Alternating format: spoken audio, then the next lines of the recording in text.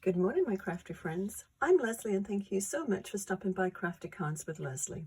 Well, here we are, on to week 11 already in my weekly Wednesday Christmas card making marathon.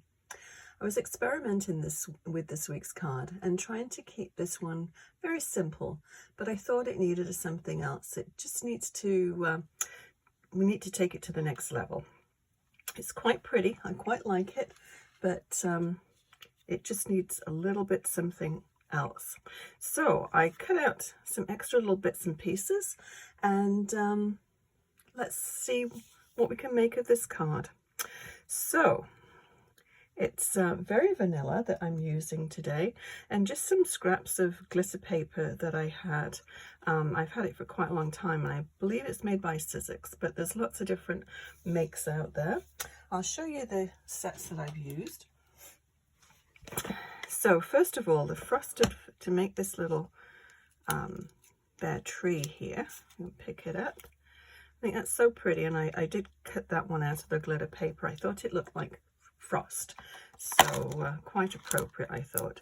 So this is the set that I used, and frosted forest dies, and it comes with the well, you can get it separate, the stencils. So I haven't played with that set other than to actually cut this out, so we'll see what happens with that one.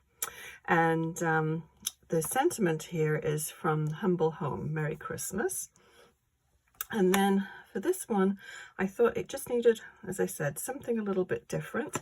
And so I'm using the sophisticated sled and just taking the little bird. I believe that's a jay. I'm not sure, but anyway, I made it red. I thought it sort of fit with the Christmas theme.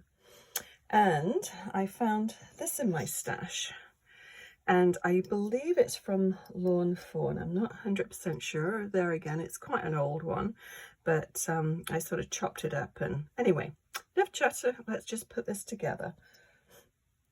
So very vanilla cardstock, and I'll move this to one side so we can see. I cut out all the little bits and pieces that I think we'll need, and let's see how this one finishes up. So my regular size, let me move this out of the way so I can actually measure. Regular size cardstock, 4 1/4 by 5 1/2, my regular size anyway. And then this one is just an 1/8 of an inch smaller and all around. So it just gives you that nice little border. And then this little strip here is 2 3/4 by 4 3/4. And then this just a little bit bigger. And as you can see, I do like to save paper if I can. So this is 3 by 5. So let's go ahead and we'll just stick all of this down. Now, sticking on glitter paper is not very easy.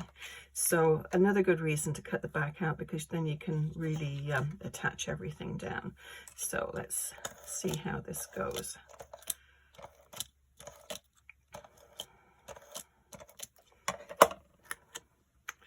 Okay, so we'll center that. But then I really want to stick it down at the back, so I'm just going to go over the top of that. Put lots on and make sure it sticks. So we'll put that on the first mat. Now, I was thinking, I did a little bit of, this is just 1/4 of an inch by 5 inches. So I thought maybe what I would do is just to put that down the side. So I think I'll go ahead and do that rather than centering this. And I made the little glitter paper mat a little bit wider than the original one. I thought it's Christmas, we may as well give it some bling. So I'm going to use my tape runner just to stick that little strip down.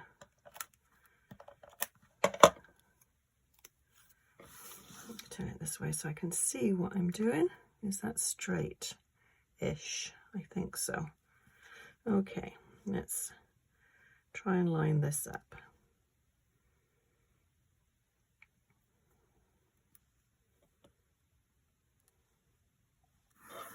Okay, But I think that sort of just frames the whole thing in quite nicely.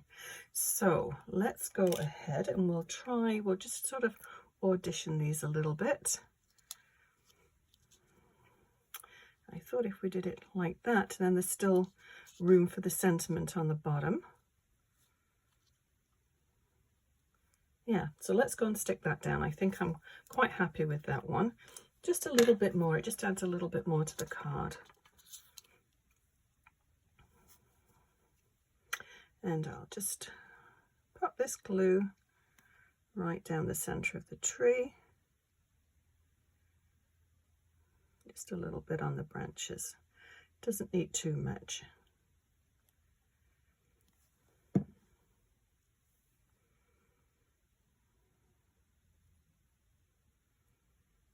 And keep it over onto the left-hand side there. Keep it relatively straight.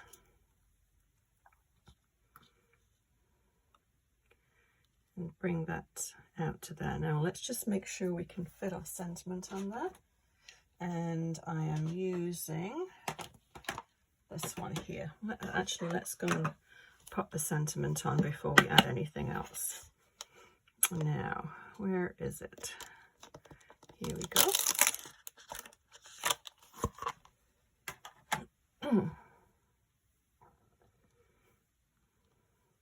Now you could do this in red, I guess. I think I'm going to stick with black. And I'm actually going to bring in my Stampin' platform. Just because I've got a little bit of sort of layers going on underneath there. I want to make sure it does actually stamp straight and doesn't have any little sort of divots in it. Okay. And I'm going to use my Memento black ink for this one. Oops, sorry, bumping the camera. Not enough space on this little table. And I have a little bit of ink on there, so I don't want to get that on the front of my card.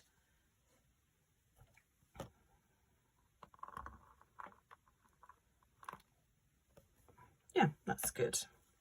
That's all we need. Merry Christmas, it says it all.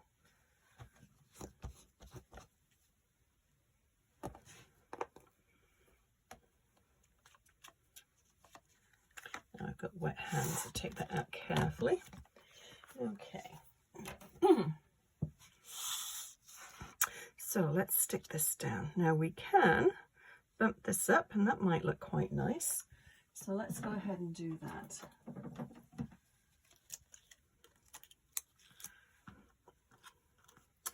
Let's just put, we don't need to put them on every one, maybe every other one.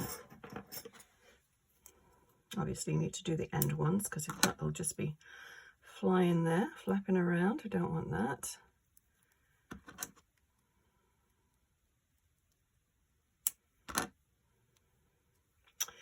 And maybe actually, yeah, one there. And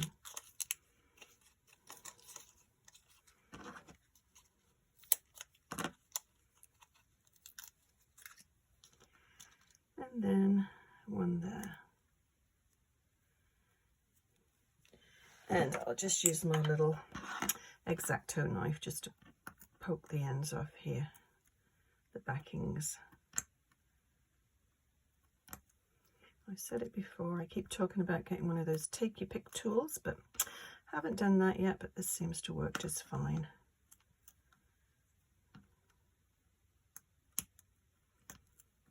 Okay, so I've got a little cling on there.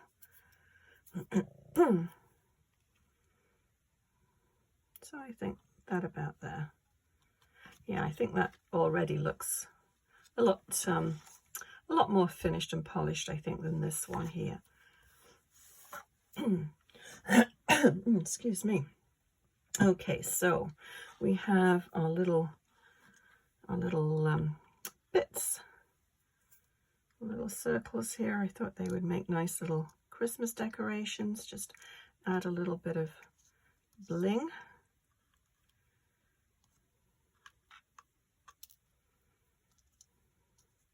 A couple stuck together. I think I need my tweezers for these. I'll just grab my tweezers. I think my tweezers are better than my fingers. Work a little better, I think. That'd be nice to have an odd number, I think so. Let's add one more up here maybe.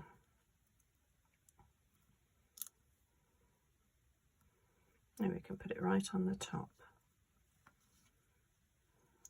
No, that's not very balanced, is it? Now red stickles, glittery stickles would work for this too. And it does need something up at the top. Maybe I'll do it that way. And I've got this little bird. Where did my little bird fly to? Oh, there we go. And I thought he could probably just sit on the fence. So I'm going to just get a little bit of foam tape, dimensional, and we'll put him on the fence with a dimensional. But any sort of gems would look really good on the tree for Christmas decorations, or as I said, the stickles, or just get a little hole punch too, and that will work. So let's have him sit in just there. Oh, I think we need two on. So we'll double up on this and it will just pop him up a little bit higher. Whoops, he's flown away.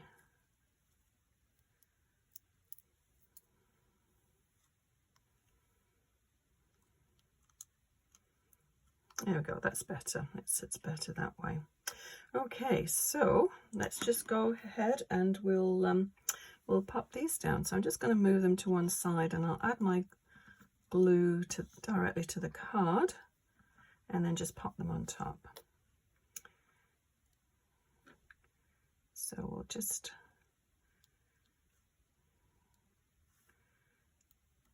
let's pop these on first.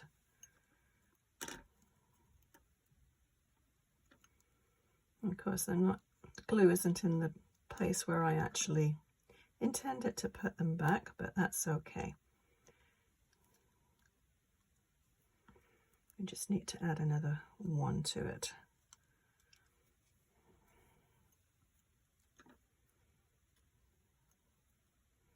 And then I'll put another one down here.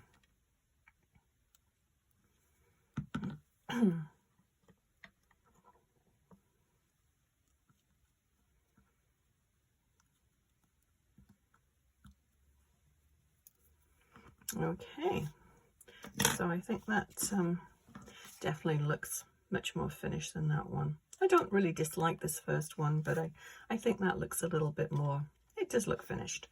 Okay, so let's just go and stick this down to our card base. And that is another Christmas card already. Center this one.